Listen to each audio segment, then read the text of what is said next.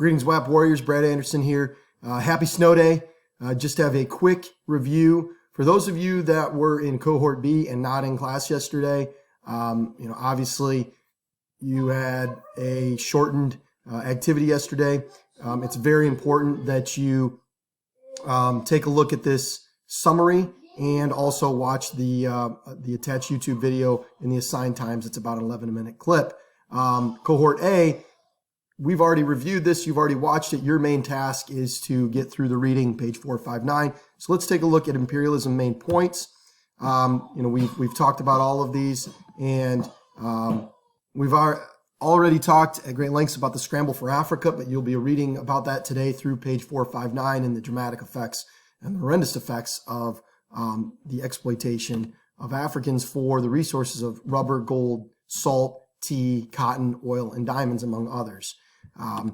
The European powers of Britain, France, Germany, Belgium, Italy, and Spain and Portugal are going to carve up the African continent after what they see, Belgium, the Belgian Congo and their extraction of rubber. The other European powers in 1884, 1885 are going to meet up, and they are going to decide how to claim and show control on the African continent. You're going to see colonies, spheres of influence, economic imperialism, protectorates, and the African continent is going to be scrambled for, thus the term Scramble for Africa. And these European powers are going to carve it up. And really, the only independent countries that remain are Liberia and Ethiopia. Ethiopia has to fight for it, as we read yesterday in our primary sources, the famous Battle of Adawa against the Italian forces in order to maintain its sovereignty. Menelik II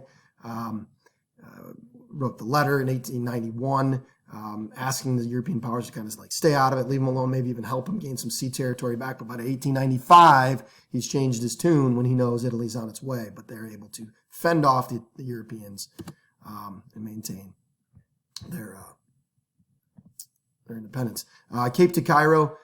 This is a famous primary source from the Punch magazine satire. Cape to Cairo, Cecil Rhodes, his idea to build a railroad from top to bottom. That topic is going to be part of our DBQ tomorrow during our writing workshop about railroad building in Africa during the age of imperialism. So stay tuned.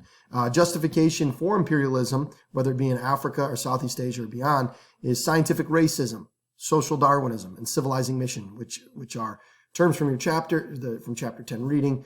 We've talked about these as well, how they were used as a justification. How are Europeans able to make inroads into Africa, and why is the timing appropriate? And I should have included this, but you have quinine, the steam engine, steamship, Maxim machine gun, all are going to allow for inroads into the African continent, whereby before they'd be met with overwhelming resistance, the horse sickness, and malaria would all be too much for Europeans, but by the 1880s, they have the capabilities to make these inroads.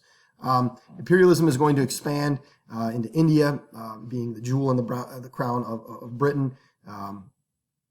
Britain is going to, after the Sepoy Mutiny or the Indian Rebellion of 1857, 1858, is going to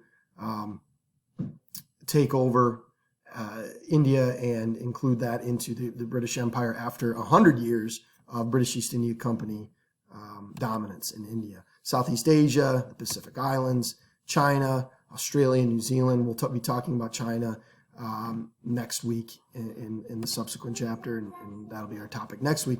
The legacy of colonial rule is going to include the loss of control of land and government and sovereignty.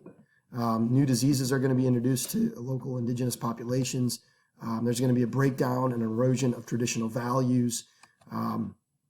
Division of the continent. The African continent is going to be divided up, as is Southeast Asia, into spheres of influence. And you're going to have, yes, you'll have a reduction in local warfare. That's one positive. And as well as the increase in lifespans and literacy. That'll be also another positive. But, the question is, do the positives outweigh the negatives? And I think the answer. One only has to look at the primary sources from the letters of a small the small massacre in Africa, written by the British soldier. You look at the Punch magazine political cartoons. You look at the letters from Menelik. You don't have to look far to understand that, the atrocities committed upon native populations, the erosion of their cultures, and the destruction of their way of life, outweighed many of the positives, if any, that were visited upon them during the age of imperialism. So those are the main points. We've talked about a lot of these. This is a review. You should have most of this in your notes already, but I thought, just to get you calibrated for the day. Make sure that you watch the 11-minute YouTube clip. If you weren't in class yesterday, you will be held responsible for it. There will be questions, I think 6 or 7 questions on the quest this Friday. I've had a couple of questions about the quest this Friday. This Friday, you will be taking a quest. If you're cohort B, you will bring in your device and you will take it in class. If you were cohort A and you are at home, you will be taking it at home on your device. We will all be taking it on Friday at the same time during your hour. And I think that's the fairest way to do it. So I'm trying not to over quiz you, over test you, but we do need to make sure you're held accountable for the information, you're held accountable for the skills, and we can move on from there. So anyhow, have a great day. Happy snow day. Take a few minutes and carved out. Get 1% better at AP World History. Until we meet again, huzzah.